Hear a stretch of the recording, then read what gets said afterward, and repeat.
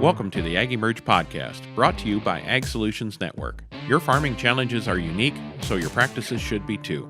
We're here to share emerging ideas, build connections, and provoke conversation.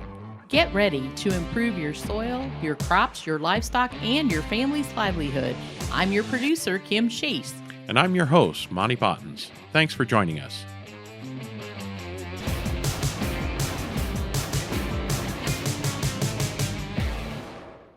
Thanks for joining us. Today, we welcome Pamela Tanner Boll, an artist, filmmaker, writer, as well as the director and executive producer of several films, including To Which We Belong. She's also the founder and CEO of Mystic Artists Film Productions. We're excited to explore her vision as she worked to, in her words, shine a light on the amazing possibilities for restoring our lands. She loves farmers, and all of that was what brought her to this film. It's an inspiring conversation, so let's jump right in. Well, welcome everyone to this episode of the AgEmerge podcast. I'm blessed to be joined by Pamela Tanner Boll. Welcome, Pamela. How are you doing today? I'm absolutely fine. That's wonderful. So it's not often that I get to talk to some of my heroes that have made some amazing impact on the way that I think and others think in agriculture. And I'm speaking today to who most of the farmers will know most popular as the director of To Which We Belong. So thank you for your time today. And before I spoil all the other fun things, tell us your story, Pamela, and kind of the why behind where you've gotten to today. Well, that's a long story. I will tell you this. I grew up, I was born in the Chihuahuan Desert, which, if you recall from To Which We Belong, the film, that's where Alejandro Carrillo runs his cattle in Mexico. I was born in Texas. Very dry. I have vivid memories of sand storms and tumbleweed. Then we moved eventually to West Virginia, which was verdant, very humid, completely different terrain. And that's where my mother's family was from. But my dad's family was from Central Ohio, Jewell, Ohio. So I used to spend summers 2 or 3 weeks at a time. We'd go visit his brother who still ran the family farm. So I have that in my background. I spent most of my childhood barefoot. Yeah, I'm from West Virginia, so barefoot is what happens. No, but I spent a lot of time outside, most of my time, to be honest. I loved climbing trees, riding horses, playing. And so I have, and then I spent years at Girl Scout camps in the middle of nowhere. So that's my background and the reason that I'm passionate, I think, about this film, because if we look at what's happening in terms of our lands and our climate, it can sometimes be scary for people. You know, we hear all these horror stories. So I wanted to shine a light on the amazing possibilities for restoring our lands. And in doing so, in even fixing our water problems and our climate issues, you can do. And I love farmers. What can I say? They're out there doing their thing. It's really great. So that was what brought me to this film. I just got sick of hearing people say, "Oh my God, there's nothing we can do. Let's go to Mars." I'm being funny, but some people aren't. You know, I don't think there's a bone in my body or in most people's that want to move from our home, and our planet is the only home we have. So let's figure out how to take better care of it, which will then create an ability for us to have our great grandchildren enjoy this beautiful green place. So that's where I come from. Well, that's very good, and it's interesting to hear your connection with nature, and plus, all that barefoot time studies show helps your microbiome. So, that's definitely good. We ate dirt. So talk to us about how you became connected with the Savory Institute and holistic management, holistic thinking. How did that connection come about? Well, years ago, I made a film called A Small Good Thing, which is a quote from one of my favorite authors, Raymond Carver. He's a poet. He's dead now, but I love that phrase. And in that film, what we focused on was people who had moved from perhaps a big life, if you will, sometimes in cities, to find more self-satisfaction.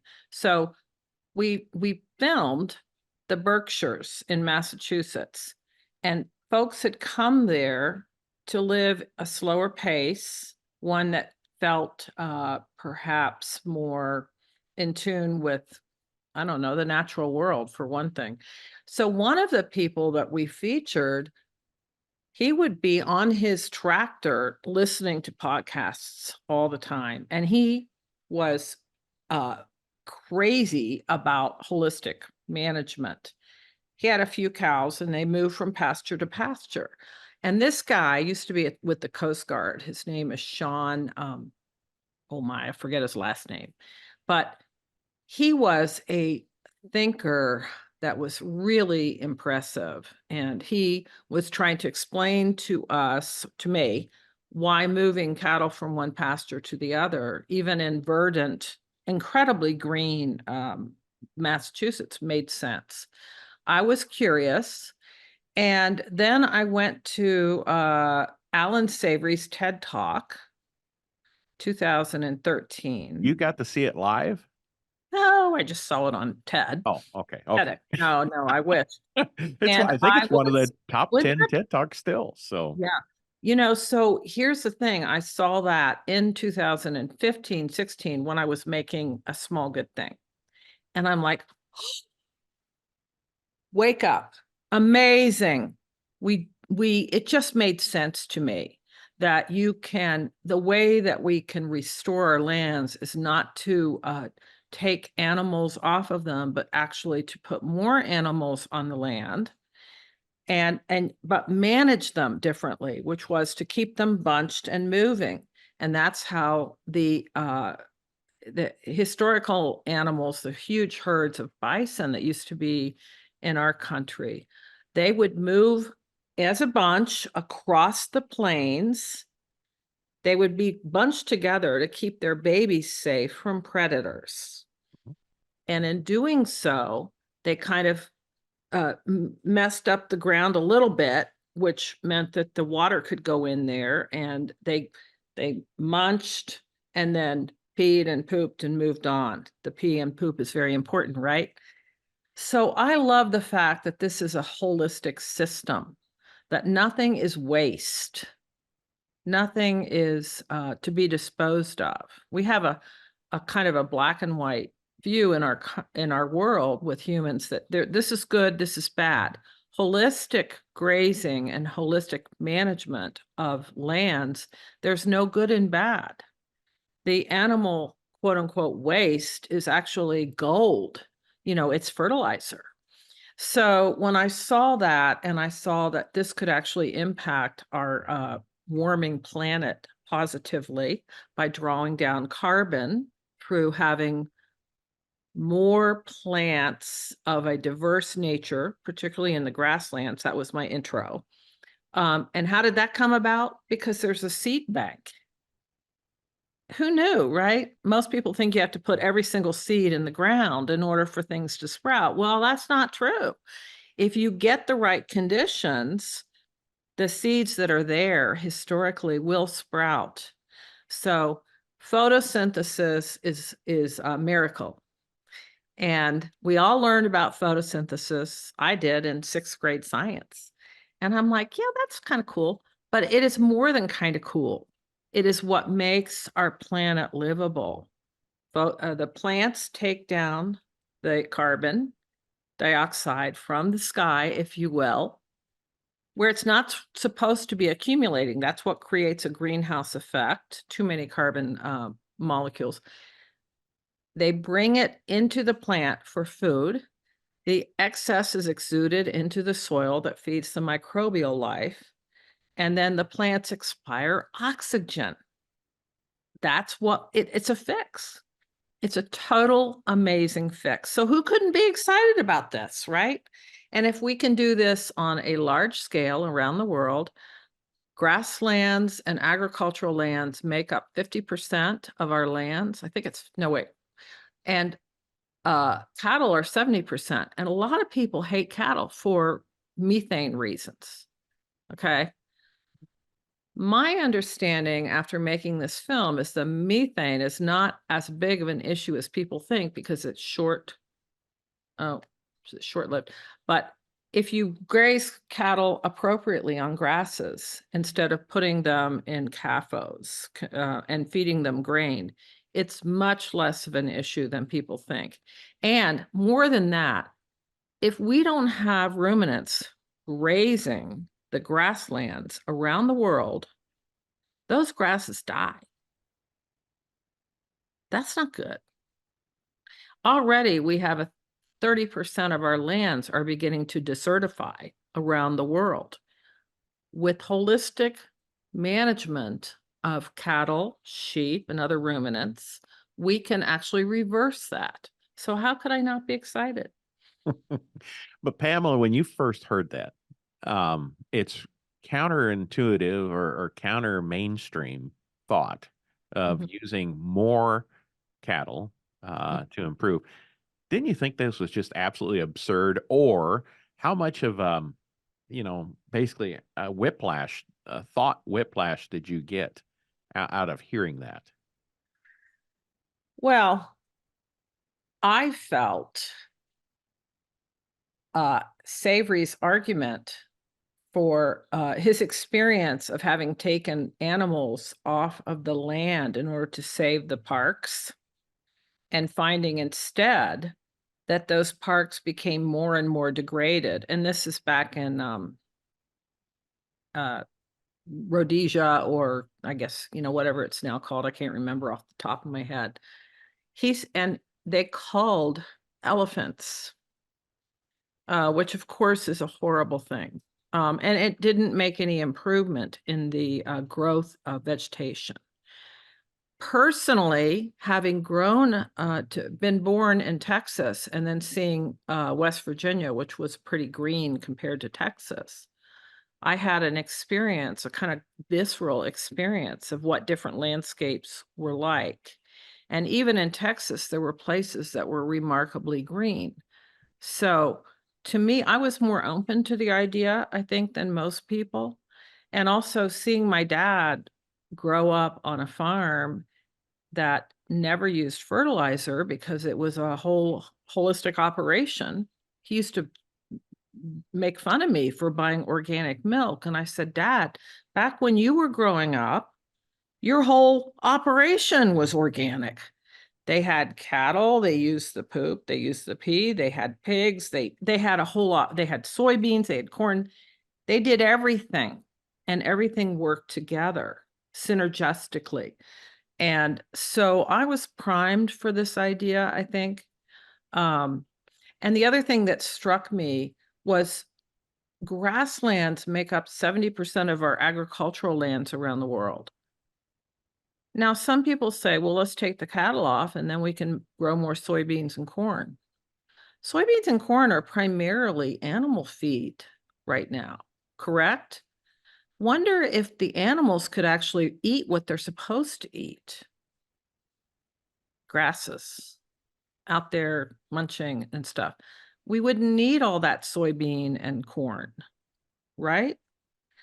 Also, when you grow soybean and corn and you don't use cover crops and you don't do no-till, it degrades the soil year after year. It's obvious. Anybody who's ever flown across the country and sees these huge barren brown spots, I'm like, why isn't there anything on that land in the winter or off season?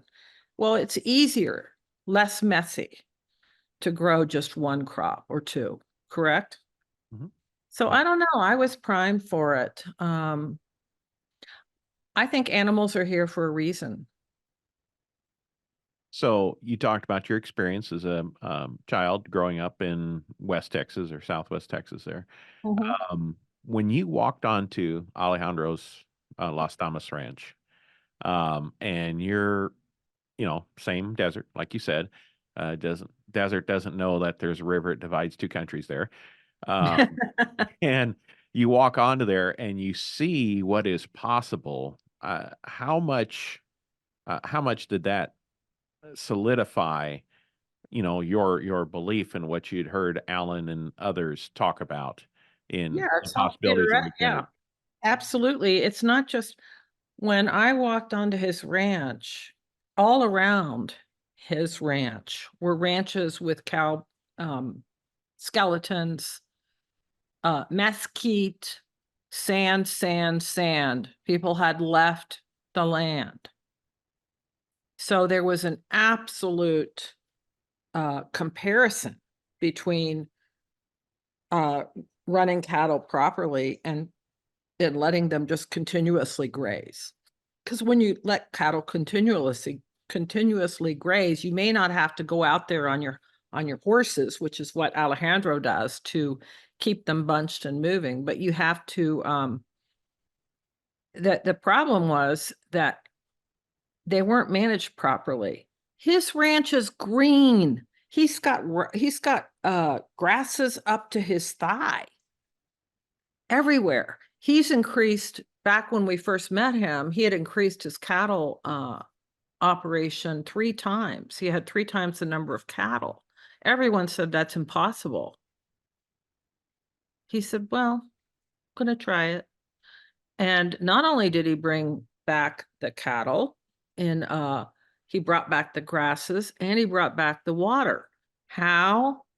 The more carbon in the soil, the more capability the soil has to hold water. So yeah, it was wonderful. And the same happened in the Maasai Mara in Kenya. So we featured that story. These are Maasai warriors. They wear the red tunics. It's a very traditional uh, cattle raising group of folks. But they were also worried about the lack of grasses in their native lands on the Masai Mara. They were convinced by Alan Savory to put each herder, instead of competing for the 20% of grasses out there, to put those herds all together. Now, for people who don't do herding, that's like, okay, that's a no-brainer. But I got to tell you something. If you ever met anybody who was a cattle person, cattleman, cattlewoman, they're like, that we can't do that. They might get sick. That's unheard of. Maybe my neighbor's cattle's going to get more of the grasses. Well, they got convinced that that was the way to go, right? It took some doing, but within a year, they went from 20% grass cover on their lands to 70%. And if you watch the film, what else happens? It's not a competition between cattle and wildlife. We saw, the animals return, the wild animals, because their grasses made for more water in the soil. Again, the water came back. And they began to see more elephants, giraffes, and those incredibly cute little babies. I can't remember what they were, but the cats, the big cats. And this is what happened with Alejandro. And it also happened in Paradise Valley with the Anderson Ranch, which is right on the other side of Yellowstone, where they have wolves and grizzlies. But by managing their herds, by bunching them together, training those cattle how to bunch together, they hadn't lost a cow or a calf in 5 years. And the wolves and the wolves and the grizzlies had their land, and they were able to manage. They coexisted. So I don't know, every single one of the stories shows you this powerful, really successful way of living on this planet. The AgEmerge podcast is brought to you by Ag Solutions Network. The ASN team is hands-on, digging in and invested in regenerative agriculture. Along with the proper plant nutrition and biologicals to boost your soil microbiome, we provide the ideas and implementation guidance to support you on your soil health journey. So stop farming the same way and contact Ag Solutions Network today at asn.farm. I think there's something to be said where, there's a great deal of focus on greenhouse gas emissions and global warming, and which is needed. We need to solve that issue, find out what's driving it, those kind of things. How do we mitigate it? Obviously, regenerative grazing is one of those ways, is to help capture carbon. But one of the things I think we really miss out is how land use impacts desertification, essentially. So, Yeah. a desert is hotter during the day, cooler during the night, contributes a lot of energy to the atmosphere. Yeah. And if you really look at how the 20-inch rainfall line, okay, essentially between, rain-fed and dry land is what we'll call it in agriculture, that 20-inch rainfall line has shifted in our lifetimes, let alone the last 100 years. And 100 years ago, it used to be almost on the Colorado-Kansas border. Now today, it has shifted east, Yeah. almost to the Flint Hills. Yes. Depending on the year, it'll vary, obviously. But that trend, what's driving that, right? So we've taken a shortgrass prairie and converted it to barren ground. And we've fueled on millions of acres, and we fueled that change. Same thing when you look at a historical kingdom in the middle of the Saharan desert. Oh my Mount God. Yeah. Huh? Yes. Saudi Arabia used to be verdant. And now it's sand. What drove that? And that's being driven by our decisions, right? So as farmers, we need to be aware of that. Is we have a tremendous impact on the future of the land and civilization. Well, that's what I love about this method, because nature has the natural world will do anything to heal itself. We get in the way sometimes when we decide that the way to farm is to put a lot of fertilizers and whatnot on the crops. Well, they grow. The Green Revolution back in the 50s, that's a big deal, right? Everybody loved that. And in fact, it was great for a short period of time. The problem is that those amendments, you have to continue putting more and more on to get the results, more fertilizers, more and whatnot. So what is interesting about this approach, I've talked about grasslands, but even with crops, you can, by having cover crops on your land where you're growing traditional corn, wheat, and soy. Let's just say you're going to do that. That's fine. If you put between each row crops that are legume-based and a variety of different crops, they will draw down more CO2 from the atmosphere, put that carbon basically into the ground, which changes the soil so that it has more water holding capacity.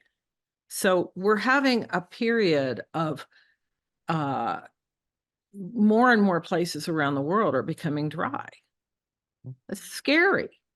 Nobody wants to talk about this, but it's not normal to have a desert in the middle of this country.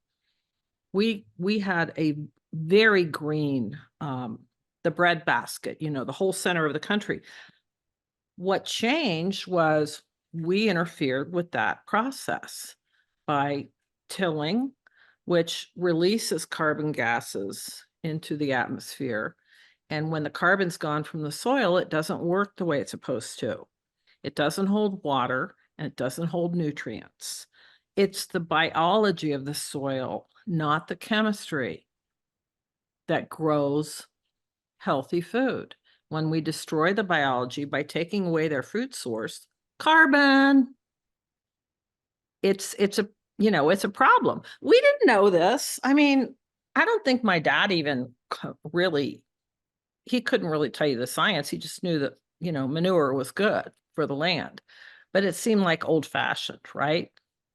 It Mhm. seemed like hard to do. But this is what we're trying. This is what folks need to do. Use the nature as it was intended. Work with nature instead of against it.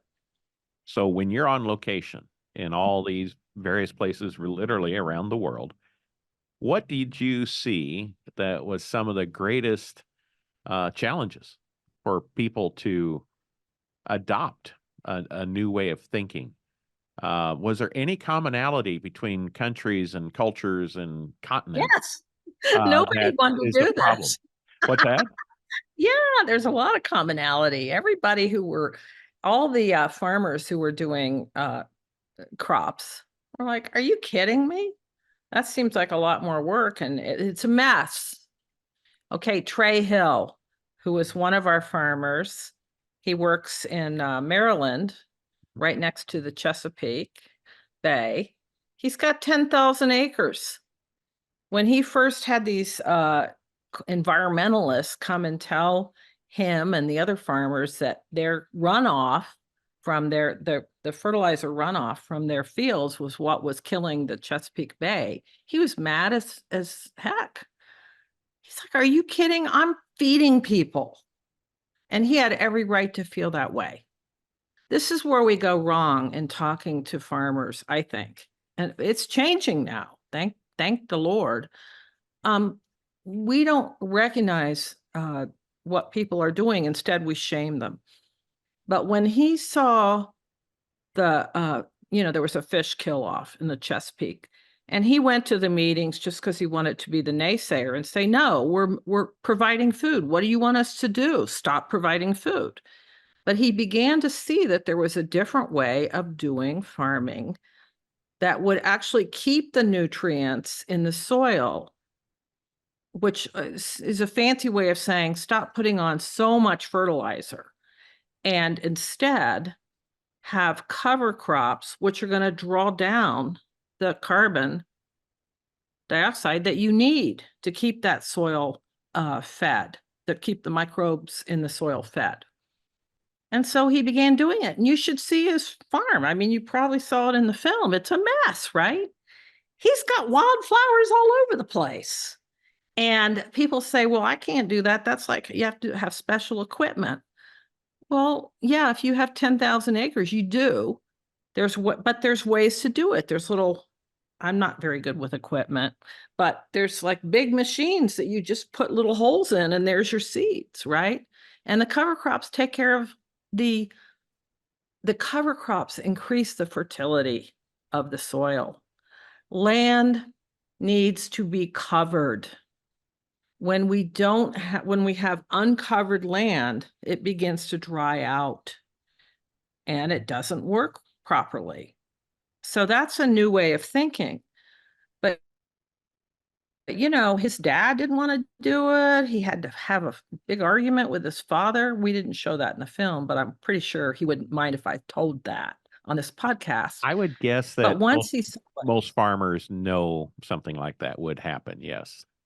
yeah, I think so. But he was the other thing that happens, which farmers don't like to talk about, is a lot of the older farmers are sick. The average age of farming around the country, the farmers that own land or work the land are in their late 50s or 60s, something like that. So you get a young upstart like Trey Hill, was 30 when he came back to the land. His father had been extremely successful. They had 10,000 acres under cultivation. He didn't want to be told he was doing things wrong. And you shouldn't. You should never do that to people. Look at what they're doing. Find a commonality that you can agree on. This is a big deal. And then he did. He saw it worked.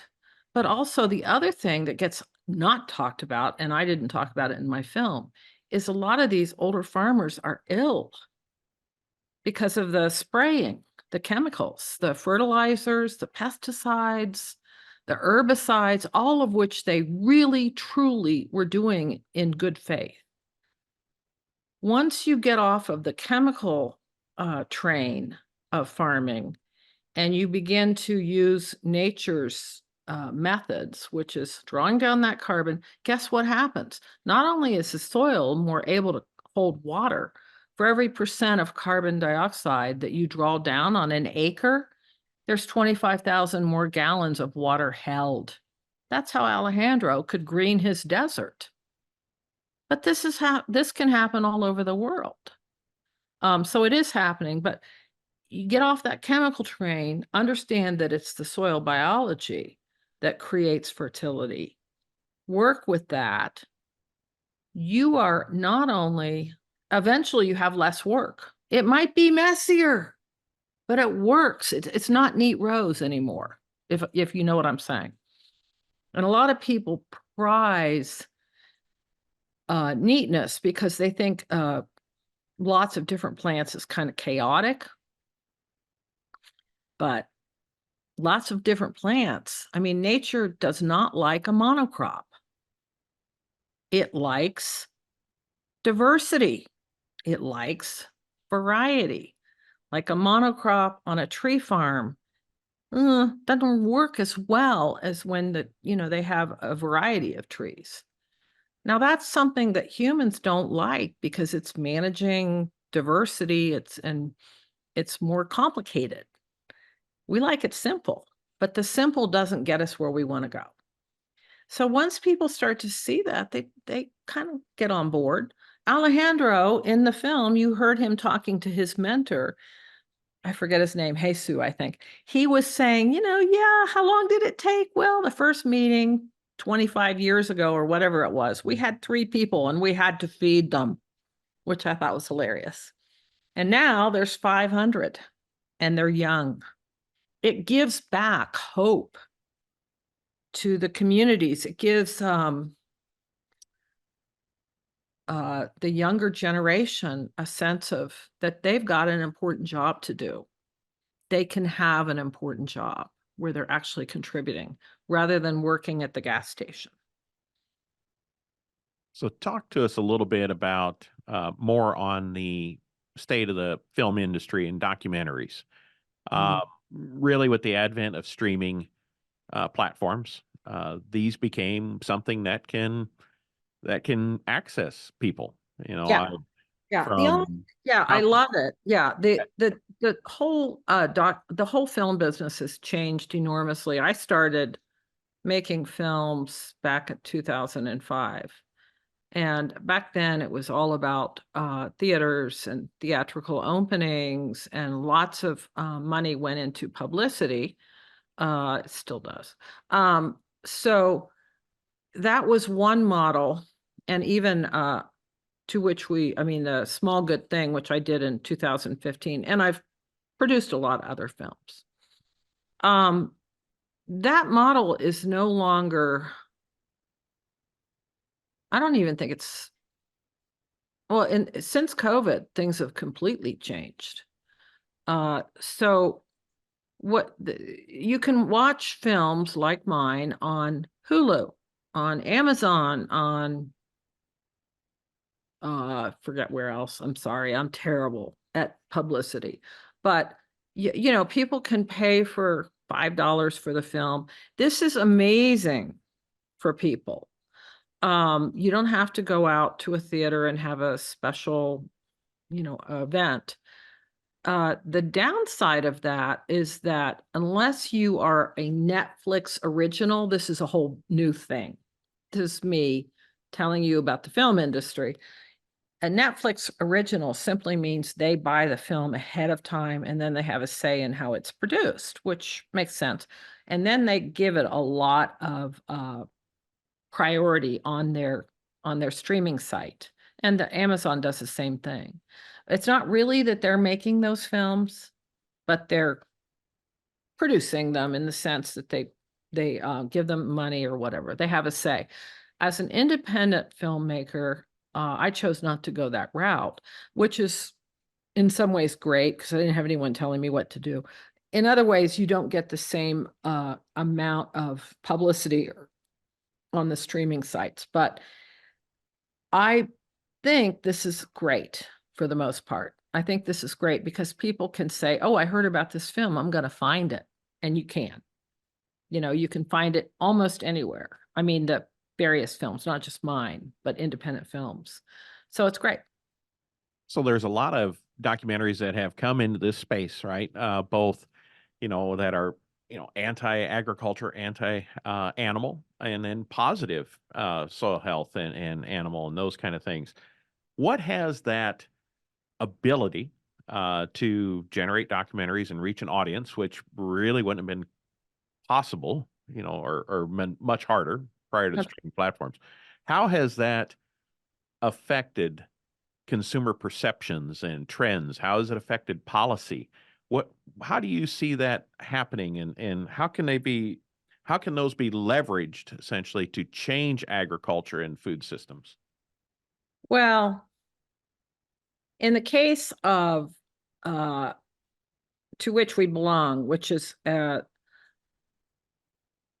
it's a film that's dealing with one of the biggest problems that we have right now in the world, beyond invasions of other countries even, because without land that's productive and fertile, we can't live on our planet. So what's interesting is the average viewer, I'm just going to say average, people who, they might be interested in things like that, so they'll watch the film. But where we find we get the most leverage is with people who are actually farmers and ranchers, who are out there in the trenches. And we also have a very good ability to reach policymakers with this film. So, for example, we were invited to COP 26 in Scotland a couple of years ago. Our film was featured, one of 4 films about climate change, being and our film got more views than any of the others, which were on the topic, but not quite. They were a little off topic. So I feel that a person who's not in farming but who wants to understand where their food comes from, they'll watch the film. But sometimes there is a disconnect between what they feel they can do to make a difference, whereas a farmer or a landowner or a rancher or a policymaker knows there's ways to make differences. We don't get, I'm not a political animal. By the way, one of the reasons my distributor loved our film was he was like, this is perfect because there's no red state, blue state divide. Right? I am all about that. I am all about talking to people where they are and finding the commonality, not compromise, commonality. That's different. Maybe it's because I grew up in West Virginia and Texas, which are not coastal cities. But I lived in New York City for a long time, and I lived on the East Coast. They're great too. But my point is, commonality is important. So people think this film is only about soil, and they think, well, I'm not that interested. What they don't understand is without good soil, our civilization will collapse. Now, this has happened all over the world. Greece used to be a land of trees until they cut them all down to build ships. Rome kept moving out and out and out and taking over land. Why? Because they would, yes. But most people don't know this. So if you don't have that interest or background, it sort of feels like, well, I can't do anything here. But the fact is, our civilizations from way back, the Greek civilizations, and probably even in Egypt, they collapsed because they ruined their land. I'm not just saying this. This is pretty well proven. Rome had to keep finding outposts where they could grow food. I mean, that's one reason that they were driven to explore. It's the same with our country being settled. The Europeans, Christopher Columbus didn't come here. Well, he wasn't supposed to come here. He was supposed to go somewhere else, but whatever, he came here. He didn't go around the world just to see what other cultures were doing. No, they wanted to take over those lands and import goods. And so we've always thought of our civilizations are built on this idea that humans are top of the heap and that we should always get the land's goods first.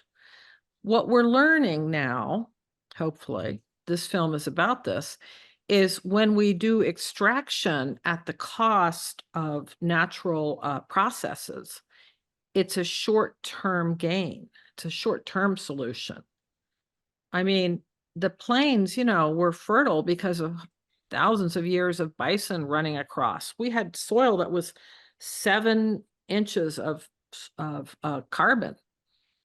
And now it's down to 2%. I mean, 2% instead of 7%. We want to get back up to 7% of soil organic matter, which is made from carbon. So our thinking is we'll take everything from this land and then we'll do stuff with it, which is good, feed people or build ships or whatever. When we do that, it's not because we love animals. It's because if we don't have animals working the land dies. And when it dies, we can no longer feed ourselves. We can no longer live on a cool planet, not a really, really hot planet. So we need to be thinking a little bit larger when we make these decisions. We need to understand it's not, oh, I love animals, I want to see them going across the land. No. Oh, I love flowers, let's plant a lot of crops. No. It's because the land doesn't provide us with food and shelter and coolness unless we do those things. So it's a different way of thinking. And hopefully people who watch the film are getting that. Very good. And I thought that was interesting what you were saying in regards to farmers and ranchers, that have watched this. There's tremendous interest in farmers and ranchers watching it.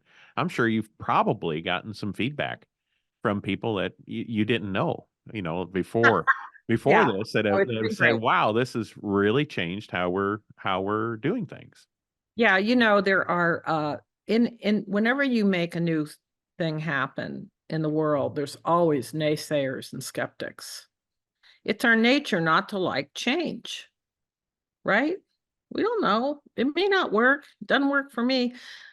And if Gabe Brown, he was a visionary. He was a pioneer. He's one of the pioneers. There's many. Alan Savory was a pioneer. He started doing holistic plan management back in the early 80s.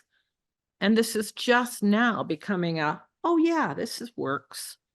I mean, he had success with ranchers, but in the larger community of the world, people, well, even, when I went to the TED Talks people to ask to use his clip in the film, I had to go through all kinds of red tape because they felt that he was too controversial and maybe not saying the true things about life.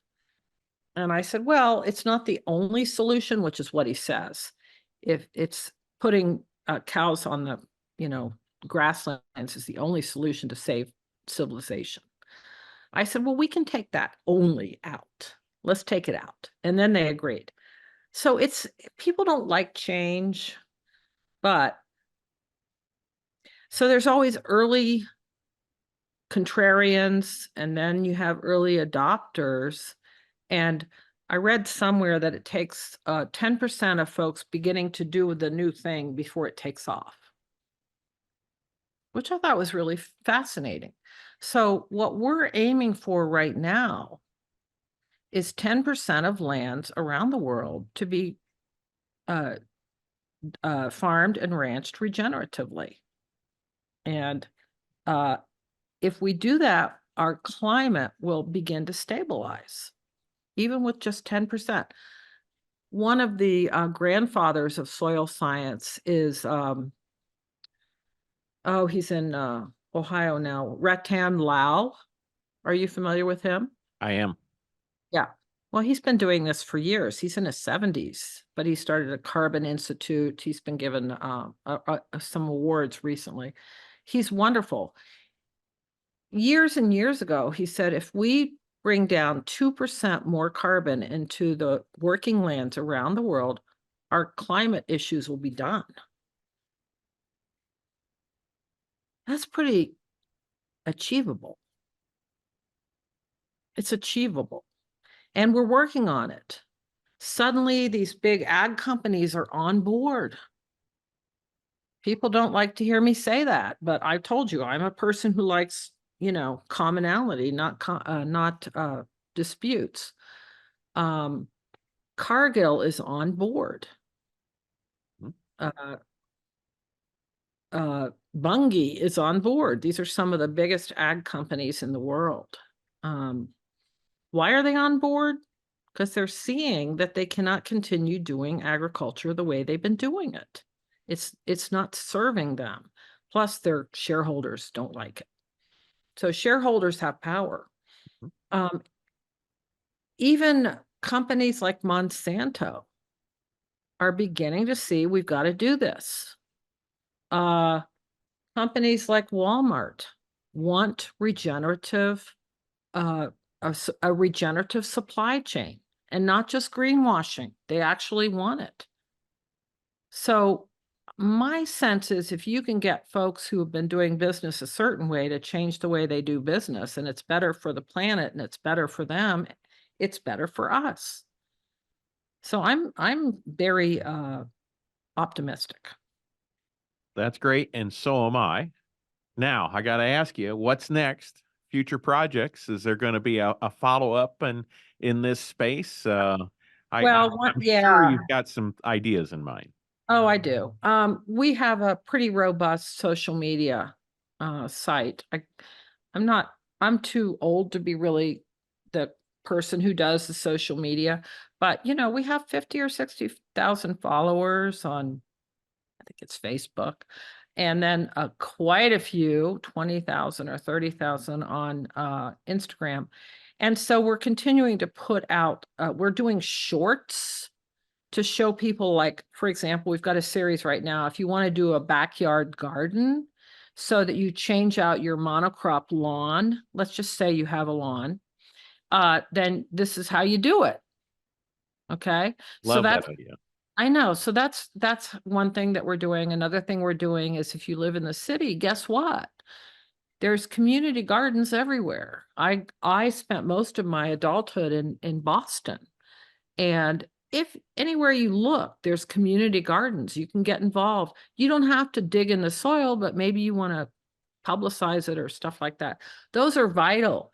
The city of New York is one of the Central Park in New York is one of the best gardens and birding places in the world. Who knew, right? But you can actually, there's like people who support these parks. They didn't come there, they didn't come to be out of nothing.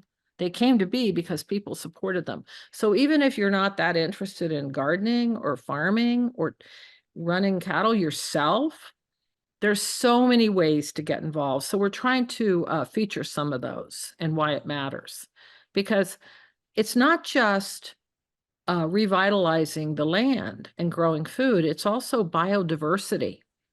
That's an incredibly overlooked and important aspect of regenerative agriculture. That when you begin to grow different cover crops, and let's say in row cropping, you begin to bring back the birds and the bees and the animals that are vital to the health of the ecosystem. So biodiversity is a big deal. I mean, we all have heard save the bees, and you're like, oh, well, I can't do that. I'm one person, right? You can support your farmers putting in hedgerows. Do you know in England they have a rule that you have to, as a farmer, you can't farm to the end of your 15-acre plot or whatever, hectares, I guess. You have to have hedgerows, and what they've seen is an improvement in their crop yields. So hedgerows are places where birds can hide and all that stuff.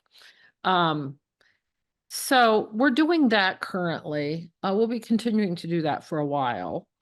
I think it's having some impact. It's sometimes hard to measure social impact, social media impact, but it's having some. The other thing that we're doing in the next 2 months is we're going to go back to interview each person that we made the film with to find out where they are now. So we'll be posting those on our social media. I'm really excited to be doing this because the world has changed since 2019 when we first went out in the field to interview folks. That's true. Yeah. Yeah. So talk to our farmers now here in closing. Talk to our farmers, and what would you really like for them to consider, change, improve, either about their practices or, I think, more importantly, about their thinking? Well, I'm not a farmer, so, sometimes I feel like being a filmmaker is not to my benefit when talking to farmers. And yet our stories are about farmers, aren't they? So I'm going to talk about what they would tell farmers. I didn't want to do this. It seemed too complicated, too hard. I'll go back to Trey Hill. The Burns brothers who have the green cover seat business. They're amazing. But they started, oh, let's do no-till. Well, that didn't get them as far as they thought it would. They did it for 20 odd years. It worked. It was better. They knew it was better for the soil. But when they started doing cover crops in between their rows, suddenly their soil was dark. It was like chocolate cake. And they saw an increase in good bugs and fewer diseased plants. So they're pretty inspiring. Put cover crops on your land, and guess what happens? You don't need to use as much. I'm not going to say you don't need to use any. You don't need to use the kind of inputs that you're used to as a farmer. We talk about the Central Valley. One of the problems in California is getting drier, right? Well, we could talk about that right here in Colorado. We could talk about it in the plains. It's because it's heating up. The more cover you have on your land, the more water goes into the land, into the soil, and stays there, so that you don't need to be watering. You don't need to be spraying those big things or even doing drip irrigation. That's a huge deal for people in dry areas, right? And so in the long run, I would say it's always hard to do different things. You're busy, you don't know everything, you're not sure it's going to work. There's a lot of uncertainty. But if you can look at other farmers who are doing this and got over the skepticism and the uncertainty and found that, in fact, their costs are actually lower after a year or two because they're not having to use the inputs that they did before. And the water problem is huge in agriculture. 70% of our water goes to agriculture, right? It's huge. That's a big number. We can actually bring that down by planting more cover crops on farmland, not less. We think we need to scrape everything off so it doesn't compete. The plants don't compete with the soy and the corn and the wheat. So it's a different way of thinking. And it's kind of exciting, isn't it? You don't have to scrape every other plant. It's not like we think it's survival of the fittest and competition, but that's not how the natural world necessarily works. We need to get our heads wrapped around the fact that that's not how farming works. Those cover crops are not competing with the sun. Oh, well, all right. If you grew cover crops that covered your corn and your soybean and stuff, that would be a problem. So you have to have some knowledge. But that's going to bring more water to your soil, more water holding capacity. Right there, it's huge. So that's what I would tell them. Well, Pamela, with that, I really appreciate everything that you've done. I can definitely see, and I'm sure everyone can hear your passion for this topic. I think that's wonderful, and look forward to those short video follow-ups. I think that's a great idea, and I hope everyone listening will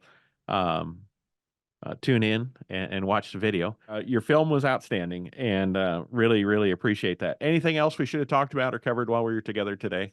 No, but if you want to see the film, you can go to our website, towhicwebelong.com. Okay. And there you will have a slew of information about each of the farmers, where we went, shorts, and you will also have all the places that you can access it online, all the various platforms. So it's kind of easy. That's good, because it can vary from time to time. So that's a good way to stay connected with that. So we'll head over to that website, and I look forward to your future endeavors, and thank you for, I can't call it a groundbreaking film because that's not true. It's a ground regenerating film. Oh, I So love that. there you go. Thank you, Pamela. Right, so nice to talk to you, Monty. I it really love was. it. Yeah, Take care, and looking forward to your future products that you bring and the knowledge you share with everyone. thank you. Thanks for listening to this conversation today. We hope you too were inspired as you listened to the stories and vision for not only this film, but for the possibilities and hopes we have to address the challenges in agriculture we're facing today. And we'd like to welcome the opportunity to help you face those challenges head on by adopting soil health practices that address those challenges. You can get in touch with us by visiting our website at asn.farm, and there you can click on links to follow us on Facebook, Twitter, Instagram, LinkedIn, and YouTube. There's a lot of great things happening and always something to learn. Thanks for listening.